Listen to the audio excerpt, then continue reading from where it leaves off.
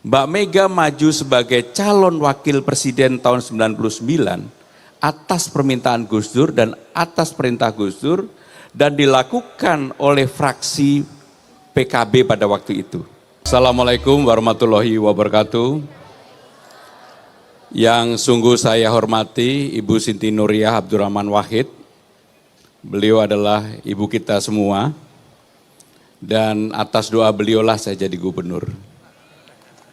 Karena saya dikalungin, saya pakai kembali Bu ininya. Jadi cukin ini yang dari Ibu Bu, saya pakai kembali ini. Para kiai, alim ulama, tokoh masyarakat, tokoh agama, dan para menteri yang hadir, yang mohon maaf tidak bisa saya sebutkan satu persatu. Saya mengenal Gus Dur dari dekat sejak tahun 86. Ketika saya menjadi ketua Dewan Mahasiswa ITB yang disebut dengan FKHJ pada waktu itu, kami sering berdiskusi, berinteraksi dengan Gus Dur pada waktu itu. Hari ini saya akan menyampaikan 3 hal, bukan karena nomor saya nomor 3, tapi 3 hal. Yang pertama, saya ingin menyambung pasal yang disampaikan oleh Mbak Khofifah yang menjadi Gubernur Jawa Timur. Padahal Gus Dur sebelumnya, beliau menyampaikan bahwa Mbak Mega maju sebagai calon wakil presiden tahun 99 atas permintaan Gus Dur dan atas perintah Gus Dur dan dilakukan oleh fraksi PKB pada waktu itu. Kebetulan sayalah yang menyiapkan administrasinya, karena tidak ada yang mau pada waktu itu untuk menyiapkan, saya ditugaskan oleh almarhum Pak Taufik dan Ibu Mega untuk menyiapkan. Jadi apa yang disampaikan oleh Mbak Khofifah pada waktu itu, saya ingin menyambungkan pasalnya bahwa itu benar. Sepenuhnya adalah arahan dan permintaan Presiden Abdurrahman Wahid pada waktu itu. Itu yang pertama. Yang kedua, saya juga menjadi saksi ketika Gus Dur dan Mbak Mega yang pada waktu itu dalam kondisi yang berseberangan dan agak sulit untuk dipersatukan, tiba-tiba Mas Taufik menghubungin saya almarhum, Pram, Gus Dur pengen ketemu. Pada waktu itu saya udah menjadi sekjen partai, Gus Dur pengen ketemu. Dan saya akhirnya dengan Mas Taufik dan salah satu pengusaha, mohon maaf saya tidak sebutkan namanya, tapi pengusaha ini sangat terkenal sekali yang dekat dengan Gus Dur dan juga dekat dengan Mbak Mega. Gus Dur menyampaikan, aku pengen ketemu mbakmu, Mbak Mega maksudnya. Dan pada waktu itu kemudian saya ke Ibu, ke Mbak Mega, Mbak, Gus Dur pengen ketemu. Coba kamu tanyakan apa yang menjadi keinginan beliau. Kebetulan tadi sore saya sama Bang Rano diterima Mbak Mega. Dan ini saya ulangi apa yang disampaikan Mbak Mega dan kebetulan saya pelakunya. Gus Dur pengen dimasakin nasi goreng. Maka saya menyampaikan ke Mbak Mega, Mbak, Gus Dur pengen dimasakin nasi goreng yang dimasak oleh Mbak Mega sendiri. Dan saya menjadi saksi dimasak sendiri oleh Ibu di Kebagusan. Akhirnya bertemulah dengan Ibu Mega setelah sekian waktu Gus Dur tidak bertemu dengan Bu Mega. Dan ini permintaan Gus Dur menunjukkan begitu jembar hatinya Gus Dur. Begitu luasnya Gus Dur. Dan ketika pertemuan itu terjadi, Mbak Mega minta hanya saya yang jadi pelayan Bu Sinta pada waktu itu. Menyiapkan minum, air putih, dan makanan dan sebagainya yang disiapkan oleh Mbak Mega sendiri. Jadi tadi sebelum berangkat saksinya Bang Dul, Bang Rano Karno, saya menyampaikan kepada Mbak Mega, Mbak saya akan ke tempatnya Haul Gus Dur, beliau menyampaikan tolong sampaikan ke Mbak, saya titip salam hangat dari saya. Maka ini saya sampaikan kepada Bu Sinta. Yang ketiga, Gus Dur tidak pernah lekang dengan waktu dengan berbagai caranya untuk membantu seseorang. Kurang lebih 2 bulan yang lalu, saya diminta ketemu Mbak Yeni Wahid, ada di belakang Mbak Yeni. Saksinya Mbak Yeni, yang tahu hanya saya dan Mbak Yeni, nggak ada orang lain yang tahu. Saya diajak masuk ke ruangannya Mbak Yeni, dipertemukan seseorang. Saya nggak sebut namanya, yang tahu cuma saya sama Mbak Yeni. Dan orang ini mengatakan, Mas, harus pergi ke tempat ziarah, ke tempat Gus Dur. Mbak Yeni betul kan? Saksinya Mbak Yeni. Dengan berbagai cara karena kesibukan yang ada, saya ziarah ke tempat Gus Dur. Pada waktu itu ditemani oleh Gus Kikin, Tebu Ireng. Begitu saya pulang dari ziarah Gus Dur, hati saya berbunga-bunga dan saya yakin dengan keyakinan yang luar biasa. Termasuk satu permintaan oleh orang yang saya dan Mbak Yeni yang tahu, akhirnya saya jalankan Mbak Yeni. Karena itu sebagai syarat. Hanya saya dan Mbak Yeni yang tahu. Jadi artinya Gus Dur dengan berbagai cara tak lekang oleh waktu untuk membantu saya pribadi, saksinya Mbak Yeni. Maka ketika saya berziarah, saya memohon, meminta, mendoakan Gus Dur, dan sekaligus karena saya udah kenal lama sekali dengan Gus Dur, termasuk saya juga bersyukur ketika Gus Dur wafat, saya pada waktu itu ada di rumah sakit. Sehingga dengan demikian perjalanan panjang saya merasa salah seorang yang dipilih oleh Gus Dur untuk hadir dalam momen-momen dalam banyak hal. Kalau saya ngomong tentang yang terakhir, kalau bukan karena Mbak Yeni, saya nggak buka Mbak, karena ini tadi Mbak Yeni mengebu-ngebu, dan saya melihat begitu Mbak Yeni yang di luar dugaan, pidatonya yang biasanya nggak biasa-biasa, ini pidatonya sangat Gus Durian banget, sehingga dengan demikian saya menyampaikan yang ketiga tadi.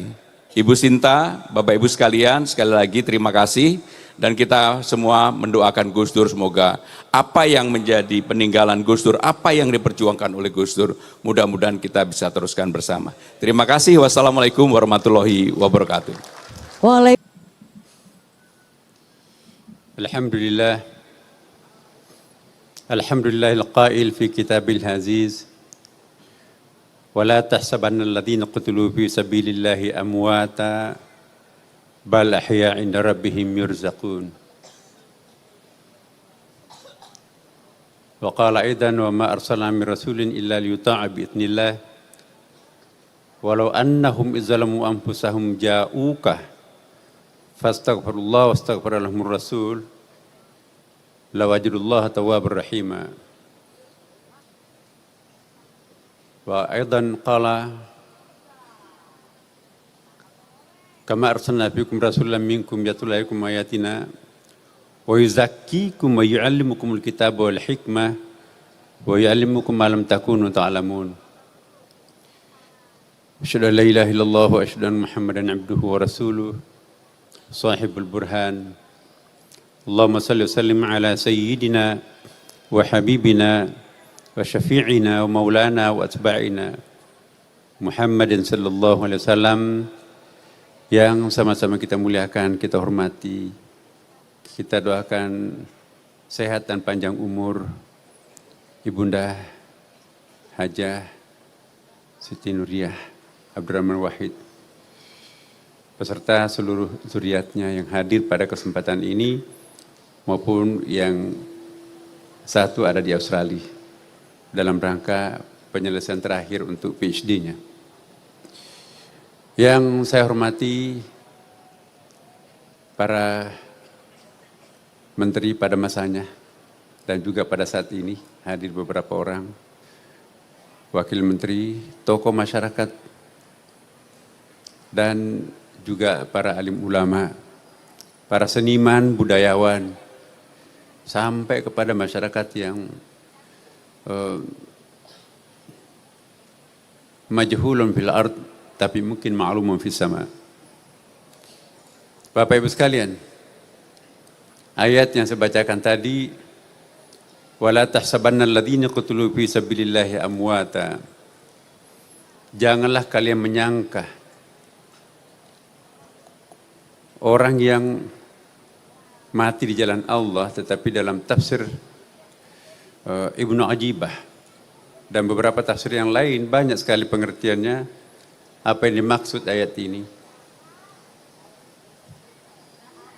Diartikan janganlah kalian menyangka orang yang membunuh egonya, orang yang mengorbankan kepentingan subjektivitasnya demi untuk kemaslahatan umat manusia, ya, itu adalah wafat.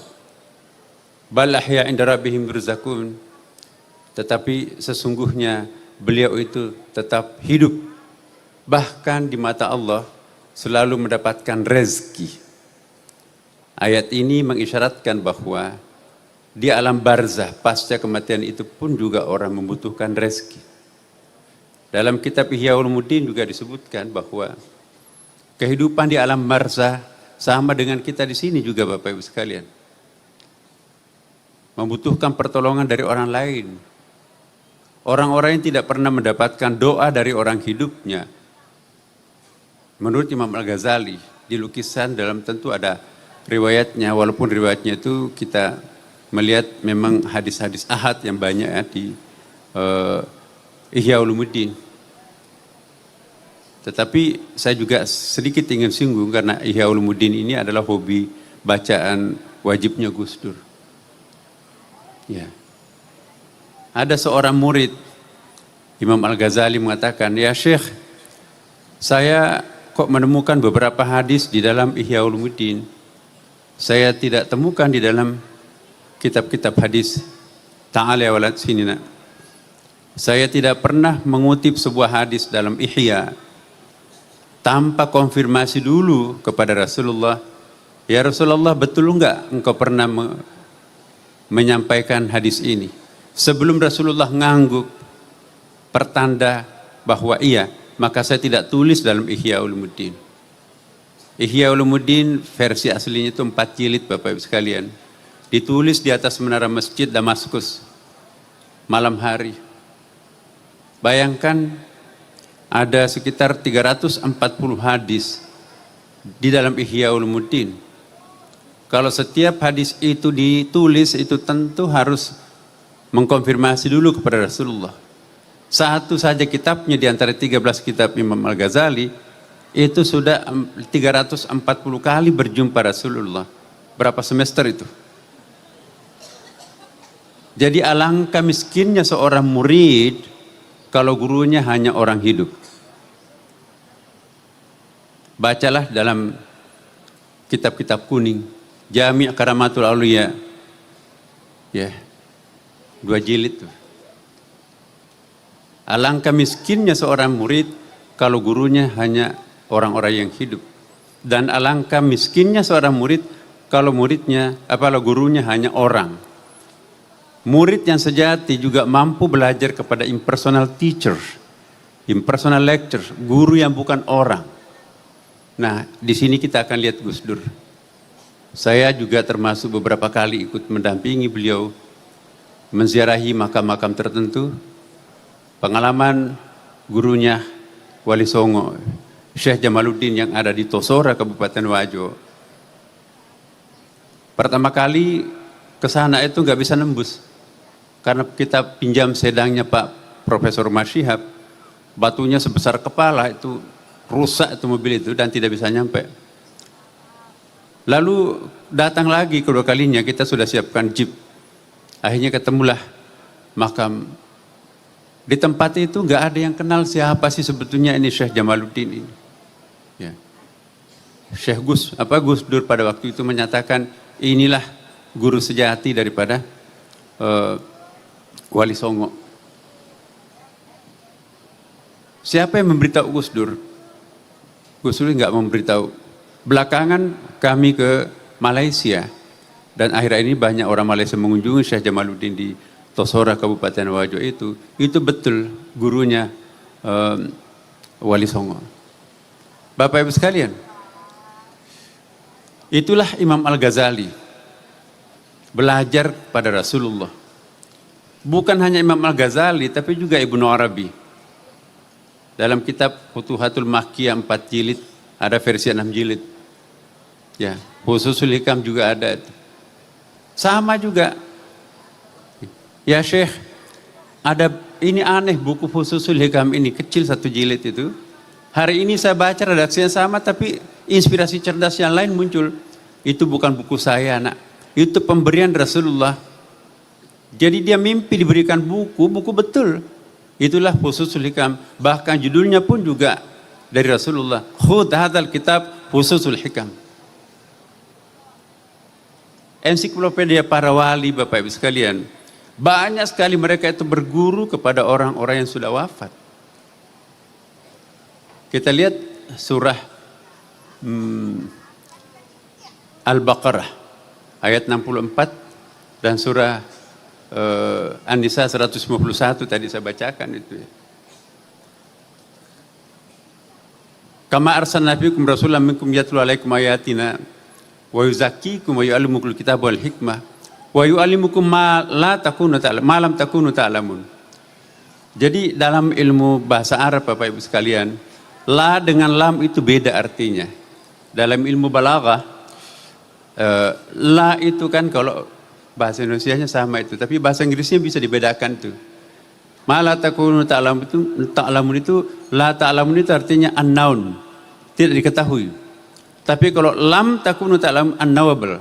Jadi satu unknown tidak tahu, tidak diketahui, tapi dosa menjelaskan akhirnya kita tahu. Tapi kalau unknowable itu lam, enggak mungkin bisa kita ketahui tanpa yang bersangkutan langsung memberikan pemberitahuan itu. Nah, perhatikan Rasulullah Muhammad SAW, pengungkapan Rasulullah itu selalu menggunakan fi'il mudhari. Ayat yang saya bacakan tadi, kita orang pesantren tahu fi'il mudhari itu fungsinya adalah present continuous tense. Kata kerja yang menggambarkan peristiwa sekarang dan akan datang. Nabi-nabi lain digambarkan dengan fi'il madhi, tapi Rasulullah fi'il mudhari. Apa artinya? Jadi betul apa yang dikatakan tadi Pak Gubernur kita dan juga Mbak Yeni, bahwa spirit orang wafat itu sebetulnya tidak pernah memang mati itu. Manusia itu wujud abadi. Tuhan itu wujud azali, alam semesta ini wujud baharu, hawadith. Sekali jadi manusia tidak pernah berhenti jadi manusia. Sampai nanti akhir neraka itu teriak para penghuni neraka, ya laitani kuntu turaba, ya Allah kembalikan aku jadi tanah. No way, sekali Anda jadi manusia tetap akan jadi manusia, tidak akan pernah berhenti jadi manusia. Jadi kalau ada orang mengatakan mati dalam arti total, itu sesungguhnya tidak seperti itu kata Al-Quran. Dia cuma pindah ke terminal yang berikutnya kok. Gus Dur sekarang ini sedang menikmati parcel yang dikirimkan oleh orang hidupnya. Iya. Doa yang kita panjatkan, kita doakan kepada orang mati, itu bertajassud. Kita baca dalam kitab-kitab kuning, ada babut tajassubil amal, ada juga kitabut tajassumil amal, tajassudil amal ya. Jadi doa kita itu menjelma menjadi parcel yang menghibur orang yang sudah wafat Bapak Ibu sekalian. Hebat ya. Banyak sekali kirimannya dari dunia. Oh iya. Orang-orang yang tidak pernah mendapatkan kiriman hidup, tidak pernah dihaulkan seperti ini, itulah yang menderita ngantri Bapak Ibu sekalian pada hari Jumat. Kata Imam Al-Ghazali. Kenapa hari Jumat? Khutbah kedua ada yang wajib dibaca oleh para khatib. Allahumma ghfiril muslimina wal muslimat wal mu'minina wal mu'minat al ahya minkum wal amwat innaka sami'un qaribun mujibud da'wat rabbil alamin. Begitu kata-kata wal amwat maupun yang sudah wafat ya. Jadi artinya ampunilah muslim laki-laki dan perempuan, mukmin laki-laki dan perempuan, baik yang masih hidup maupun yang sudah wafat. Begitu yang sudah wafat disebutkan bagaikan anak ayam yang ditaburi dengan benih. Ya, rebutan mereka itu. Ada mantan menteri, ada mantan gubernur, rebutan mereka itu. Ya. Kenapa? Karena doanya khatib di khutbah kedua itu yang ditunggu-tunggu oleh mereka-mereka yang tidak pernah ada yang mendoakan. Tapi banyak orang santai di situ duduk. Bapak Ibu kenapa nggak ikut rebutan? Saya nggak perlu rebutan. Anak saya di pondok pesantren, ya setiap habis salat waktu dikirimkan saya surah Al-Fatihah. Saya juga banyak anak, tapi nggak ada satupun yang mendoakan. Harta warisan saya diambil, dipoya-poyakan. Tidak lama kemudian, sebagian daripada yang santai-santai itu ikut rebutan. Bapak Ibu kenapa ikut rebutan? Kemarin tidak. Iya, anakku yang rajin mendoakan aku juga sudah wafat, sedangkan cucuku yang kuliah di luar negeri boro-boro berdoa salat pun juga enggak.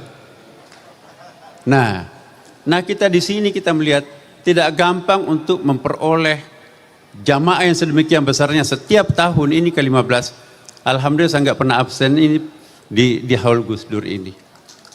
Ya. Jadi Bapak Ibu sekalian, terakhir saya ingin menyampaikan kepada kita semuanya, mungkin nggak kita meniru sedikit saja dari Gus Dur? Kalau tidak bisa meniru secara total, ini tantangan kita semuanya. Gus Dur itu seperti yang dikatakan tadi Romo Magnis, dia sudah mantap dengan dirinya sendiri. Yang sekarang ini banyak adalah orang yang belum selesai pada dirinya sendiri. Nah, jadi semoga Bapak Ibu sekalian, kita semuanya mendoakan Gus Dur, zuriatnya, doakan orang-orang yang penting dalam hidup kita, maka itu akan bertajasud. Sedikit artinya buat kita, besar artinya buat mereka. Wallahul muwaffiq ila aqwamit thariq. Wassalamualaikum warahmatullahi wabarakatuh.